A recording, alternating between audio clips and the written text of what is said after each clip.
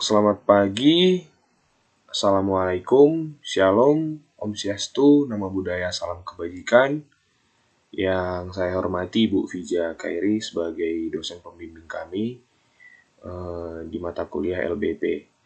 Di sini kami ingin mempresentasikan hasil diskusi kami yang terdiri dari saya sendiri sebagai moderator, kemudian ada Jul Indah sebagai pemateri, kemudian Wela sebagai pemateri. Nah, di sini kami akan membahas lintas budaya mengenai bahasa suku Sunda. Kepada Wela dipersilahkan untuk mempresentasikan.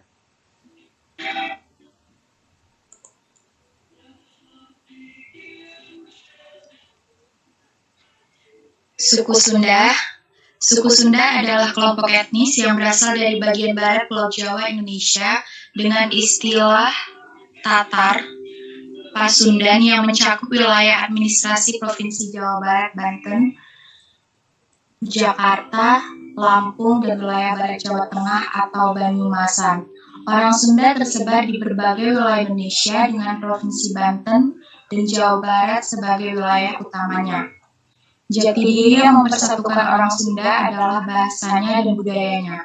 Orang Sunda dikenal memiliki sifat optimis, ramah, sopan, riang, dan bersahaja.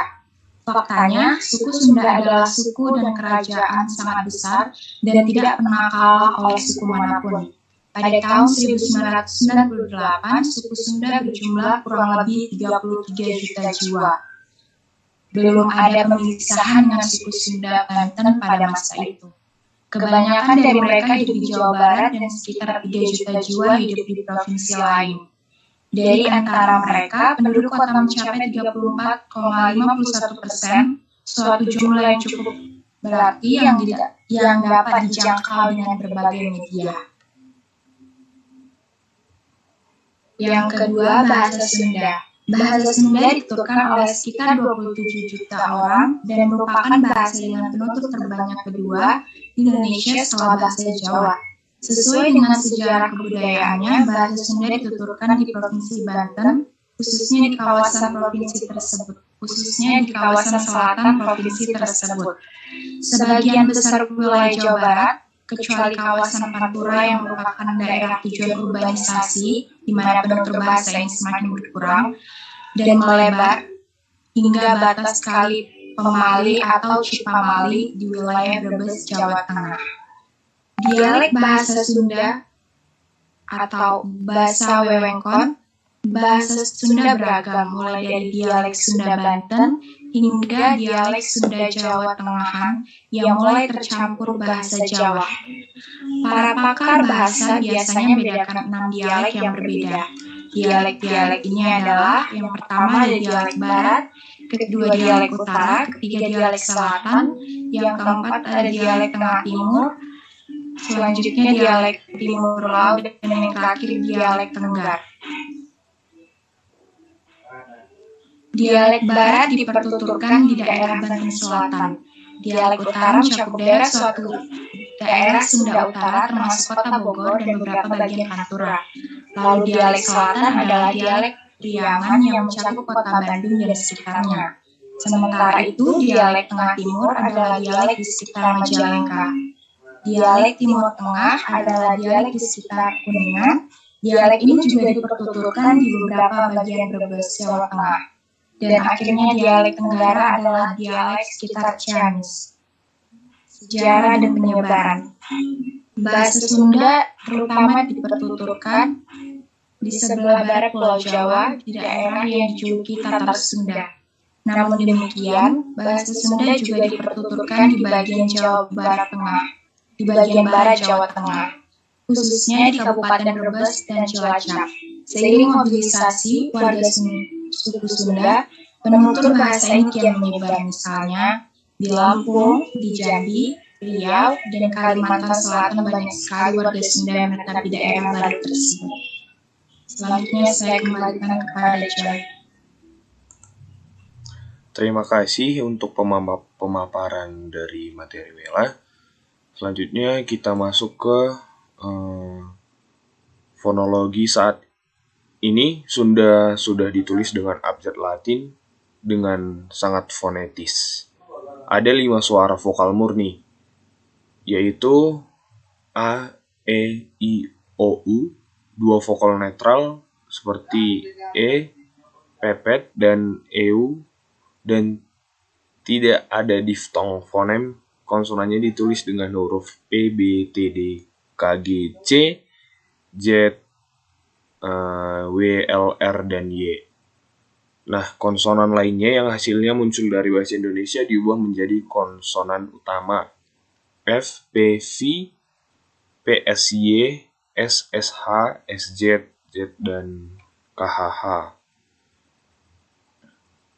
Undak usuk karena pengaruh budaya Jawa pada masa kekuasaan Kerajaan Mataram Islam. Bahasa Sunda terutama di wilayah Parayangan mengenal undak usuk atau tingkatan berbahasa, mulai dari bahasa halus, bahasa loma atau lancaran, hingga bahasa kasar. Namun di wilayah-wilayah pedesaan atau pegunungan dan mayoritas daerah Banten, bahasa Sunda loma atau bagi orang-orang daerah Bandung terdengar kasar tetapi dominan. Contohnya, seperti di sini bahasa Indonesia dikatakan di atas. Nah, bahasa Sunda normalnya di luhur. Kemudian bahasa Sunda sopannya di luhur juga. Kemudian di bawah itu bahasa Indonesianya, kemudian bahasa Sundanya itu di handap. Kemudian bahasa Sunda sopannya di handap juga. Tidak terlalu tidak terlalu berbeda. Kemudian di sini ada sebelum bahasa Sunda normalnya itu sakan. Kemudian bahasa Sunda sopannya itu satewacan. Kemudian ada bahasa Indonesianya dari, di bahasa Sunda normalnya itu tina. Kemudian bahasa Sunda sopannya itu tina. Next dah. Kemudian tradisi tulisan. Tulisan pada masa awal menggunakan aksara Pallawa pada periode Pajajaran. Aksara yang digunakan adalah aksara Sunda Kaganga. Setelah masuknya pengaruh Kesultanan Mataram pada abad ke-16, aksara Hanacaraka atau Cacarakan diperkenalkan dan terus dipakai dan diajarkan di sekolah-sekolah sampai abad ke-20. Tulisan dengan huruf Latin diperkenalkan pada awal abad ke-20 dan sekarang mendominasi sastra tulisan berbahasa Sunda. Kemudian ada bilangan pada bahasa Sunda. Bilangan pada bahasa Sunda disebut dengan lemes, yang di sini saya akan membacakan: hiji, dua, tilu, opat, lima, genep, 7, 8, 9, 10. Next.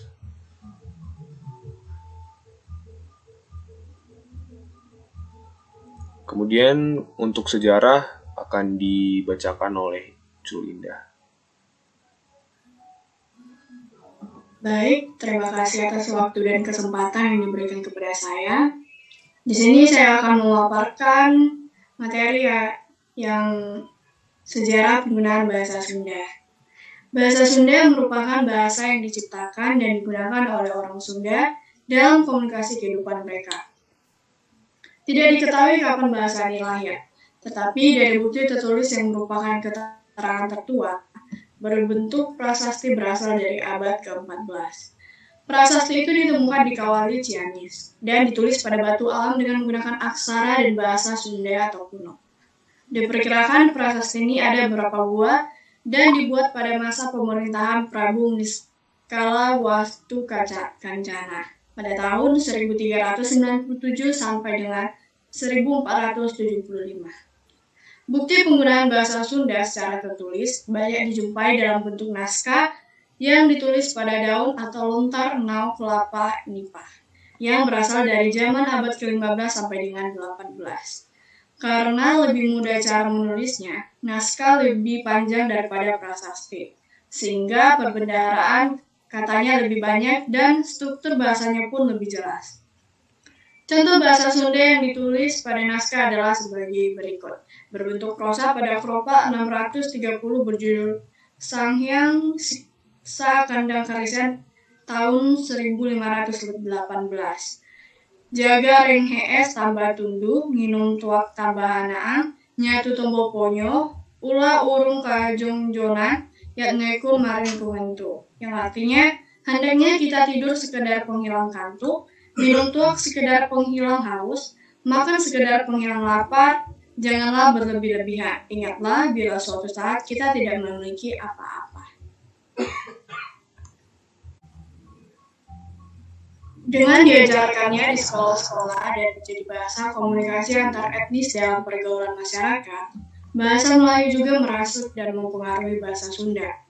Apalagi setelah dinyatakan sebagai bahasa persatuan dengan nama bahasa Indonesia pada tahun 1928.